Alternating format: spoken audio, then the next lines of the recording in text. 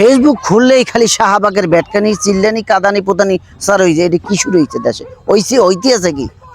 এই যে আমাকে কোন শ্রেণীর লোক বলবো, দৌলদিয়া লোক বলবো না বাবা পতিতালা লোক মোর মাথায় ধরতে আছে না যে কি বলবো? আপনারা এইরকম পাইতারে করতেছেন কি অধিকার চাইতে আছেন? এই ফেসবুকে আলতু পালতু ছবি ছাড়তে আছেন। আমরা কখনো বিয়ে বইবে না, এই ভিডিও ফুটগুলো আমাকে এই ভাতাররা দেখবে না?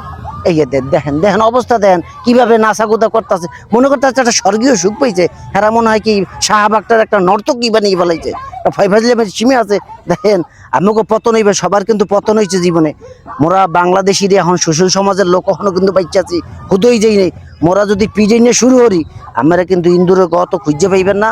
ভালোই যেন কইছি আকাম কুকাম বাদ দিয়ে বাংলাদেশে ভালোই থাকার চেষ্টা করেন। আর যদি ভালো বেড়াকেও পাইতে চান এইরকম ভাবে মিছিল মিটিং করে না।